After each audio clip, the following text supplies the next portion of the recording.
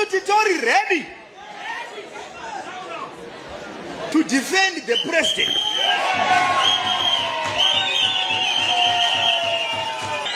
Izwa iwe, izwa manje, takatogadzirira kana kufa tichidefenda president,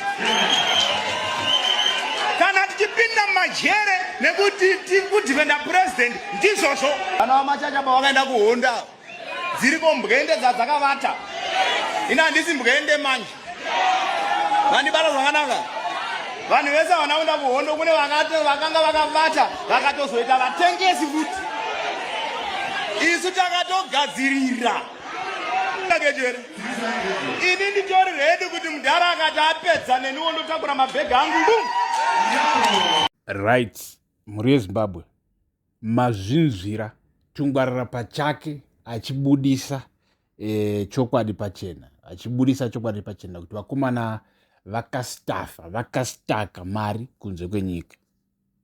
Mamunzwa Tungwarara achiti inini nditori ready, kwete kuti kwai ndichava ready kana ndichagadzira kana aiwa, tichitaura izvezvi Tungwarara ari ready kuti Mnangagwa akanzi ava kubva pachigaro, Tungwarara anotora twake tose obuda munyika.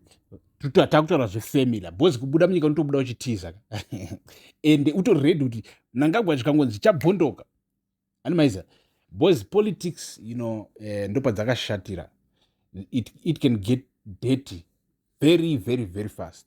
Right? Ndo patambokupa imwe nyaya tichitaura pamusoro pana Jonathan Moyo muna 2017. Because muri Zimbabwe, it's highly likely, we don't want isusu atidi noise, but noise right now, nema movie rari kuita vakomana vaka, panogona kuitika something. Ende Tungwarara ari kubuda pachena achiti iye utori ready kubuda munyika zviri fast pasina chaanogona kusenga kana kuti but vana vake chete nemhuri anditi otoenda kutotanga life somewhere else, maybe kuDubai, Dubai unodhila nako straight.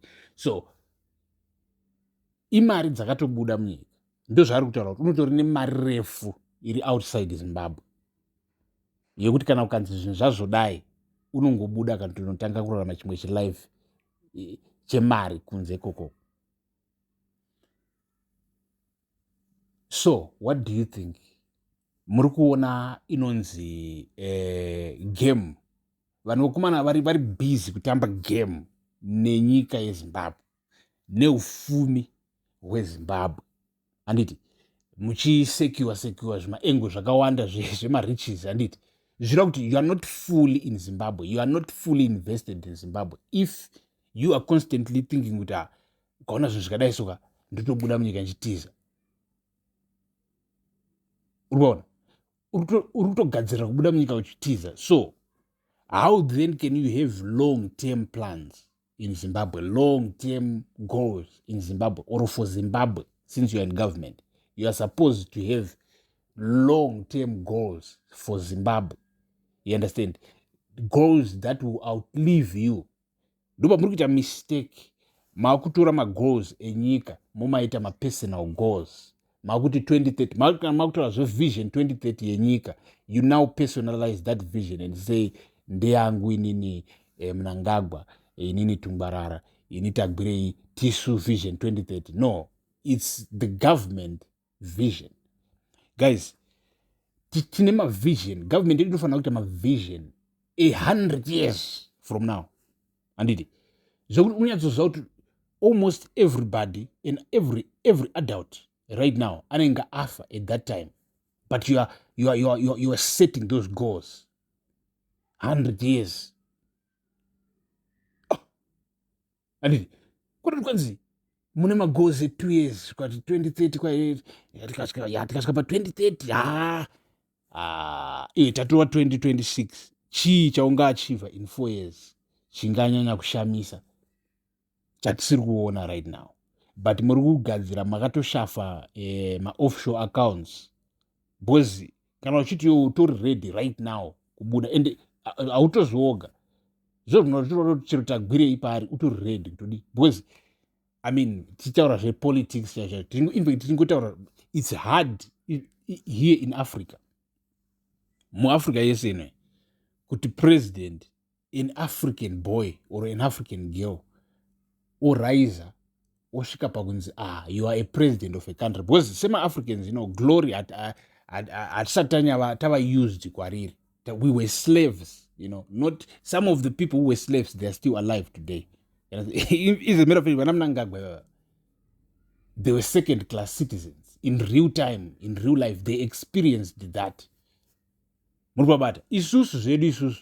We never experienced being second class citizens directly, but we experience it indirectly, because right now, I mean, it's like, in fact, it's not just being ZANU-PF. You have to be connected to some guys, for you to be a first class citizen in Zimbabwe, and then the rest, we are second class citizens. It's just that as you pronounce it out loud, you are second class citizens. And there's always a picture that you can also join ZANU-PF and be a big wig. But how? When big wigs have been big wigs for 40 years, it means there's no change. So it's hard kuti mu-African aite president otadza kuba.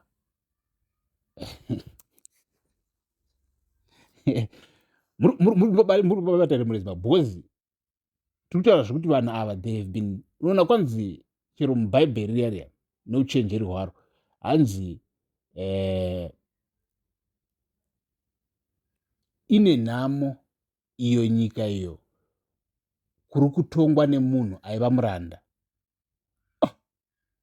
Muri babata kurati kana muranda akakaruka kana kuti even akashanda akazosvika pakuva mambo, noise inenge iri papo, kutaurisa, kuoneregwa, kuflasha, animaiza, ndo zvokutadza kuti munhu abva kudhaza. Old man is not loud. Kana vana vembinga pachavo, most of them, they are not that loud. They are not that loud. Iwo chingofunga kana kwakuchinzi iwo ndiwe mwana kana kuti wapresident Mnangagwa ungada uri so loud because takakuda kufanana somehow because of our poverty. Our poverty makes us the same. Tikaita mari tine noise, but kuita mari also tikapiwa a position of power, the first thing chatofunga kuba, to secure yourself and your children and generations to come for forever. Kuti what, apa ndofana kutobaka na mamaini, ndi kutobaka na chichi, handiti kuti ndive rich forever. Handi muri paona. So after waba kudaro wakuhla futi kudi kubva papower boys ndozoinvestigatwa, handi maiza, and then nerimwe boys riya rakabanewo futi rakuvhunduka kuti hatozoinvestigatwa, makutanga kutora mari manje muchishafa kuma offshore account, muchishafa kunana Dubai, kunana China, kunana in fact motoinda kunana United States ndoko muchishafa futi, kunana Britain, muchishafa kunana Germany, handiti muchiita zvima-investment zvame muchiita kuti muve secure for life. But Zimbabwe pachayo muri kukanga mauti mune vanhu vakawanda zingambobviri, ende mari yamuri kushafa imari yavo vana. Iri kufanira kunge maticha, manesi, madokta vachihora mari dzinoshanda, mari dzinokwana, kwete kunyemudzirana, kungokupa enough yekuti mangwana ubuye usarega kubuya basi, ndokupaka $300 yekuti chikafu unogona kutenga, rent unogona kubhadhara, but unenge uchigara kugeto. So muri kuti chi muri Zimbabwe maonera mukomana achitaura kuti kwanzi hanzi titori ready, ende kwai tiri ready kutofa tiri ready kutofa kana kupinda majere. So politics dzinoita serious, it gets serious very very quick. Ndo paka dzakashatira ipapa, but dzakangoshata only if your leader achingoomesa musoro, achiomesa moyo, achiomera papawa. Because I don't think president kana kuti Chiwenga kana kwachinzi watevera kubva pana Mnangagwa, mbaona handimbofungi kuti Chiwenga waimbofera achivhura nyaya kuti kwanzi tinoda kuinvestigata kuti Mnangagwa wakabei, Mnangagwa wakazoita sei, handifungi kuti waimbodaro, handiti.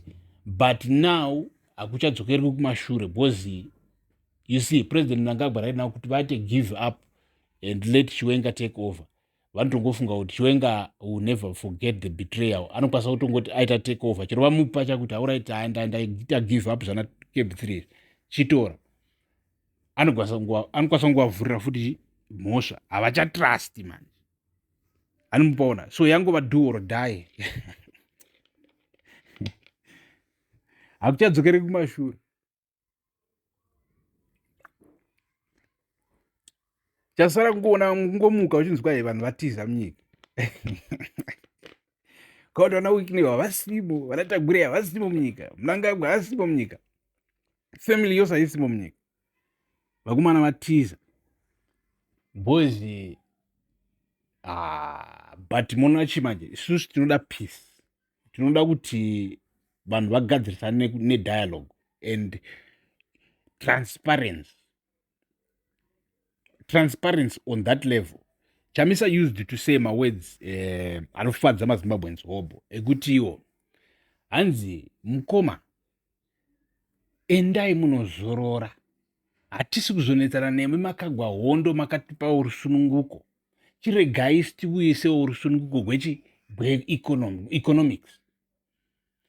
Chamisa waitaura zvinhu izvozvo because unoona sometimes it's not about brains, kuti Mnangagwa ari kushandisa brains dzakadai so dzakazodai so, Mnangagwa wakangwara kana wakaita sei. Sometimes it's just about international relationships. Murobata, it's about international relationships. Vakomana vari under my sanctions, there is nothing they can do that can work on that level because vanenge vasina mamwe ma-resources, vanenge vasina imwe access to some resources because vari under ma-sanctions. Vose vana Chiwenga vari under ma-sanctions. Kubvisa Mnangagwa tichisa Chiwenga, yes, because of Mnangagwa wazonyanya hake kuda kupinza Camp 3 hapo wanyanya, but tichitaura impact on when it comes to economics, Chiwenga haangambovi that much more impact positively than Mnangagwa, simply because vose vari under ma-sanctions. Pari kudiwa clean, some vanhu vane clean shit, hanzi maoko anga akachena na Nelson Chamisa.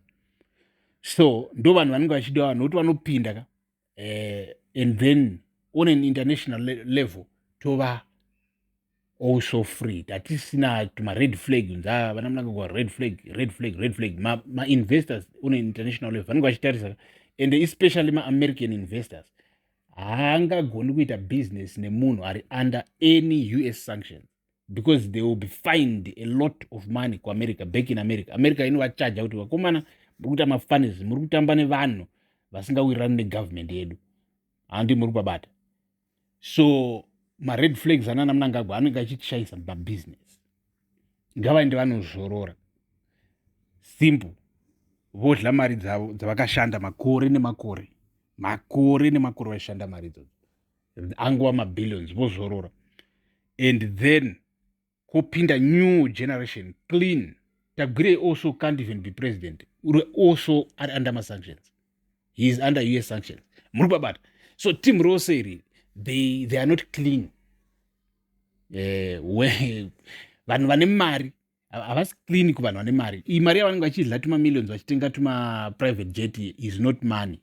Yekutenga ma-Rolls Royce is not money when it comes to real world economics, kana kuti economics dzinobudirisa nyika. Ani muri kubabata, pane pakutaurwa zvema-trillions kana kuti ma-access to just some big banks, vana JP Morgan chakadaro, right? Muri Zimbabwe tiri kupa muzinda wevanhu. Ndini wenyu Super Galo. Stay tuned. Peace.